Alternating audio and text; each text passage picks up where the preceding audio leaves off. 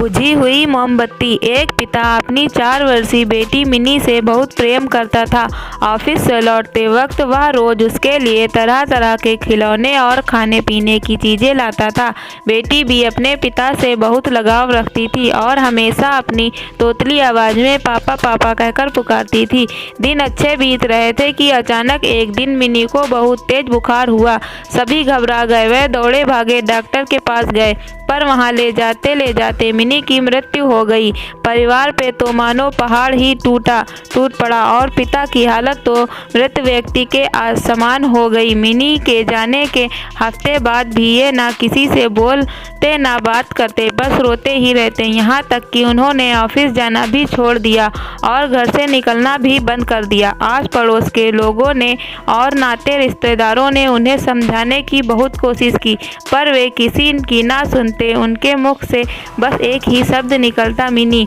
एक दिन ऐसे ही मिनी के बारे में सोचते सोचते उनकी आंखें लग गईं और उन्हें एक स्वप्न आया। उन्होंने देखा कि स्वर्ग में सैकड़ों बच्चियां परियां बनकर घूम रही हैं। सभी सफ़ेद पोशाकें पहने हुए हैं और हाथ में मोमबत्ती लेकर चल रही हैं। तभी उन्हें मिनी भी दिखाई दी। उसे देखते ही पिता बोले, मिनी मेरी प्यारी बच्ची, सभी परियों की मोमबत्तियां जल रही हैं, पर तुम्हारी बुझी हुई क्यों है? तुम इसे जला क्यों नहीं लेती?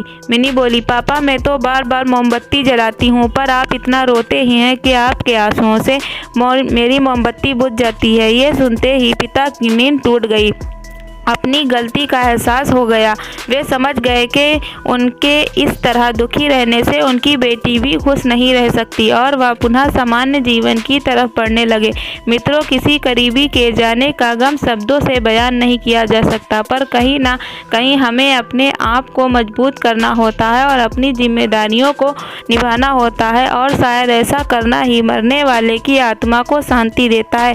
इसमें कोई संदेह नहीं है कि जो प्रेम करते हैं वे हमें खुश ही देखना चाहते हैं अपने के बाद भी। वीडियो अच्छी लगी हो तो लाइक करने और ऐसी अमेजिंग कहानी देखने के लिए चैनल को सब्सक्राइब कर लें।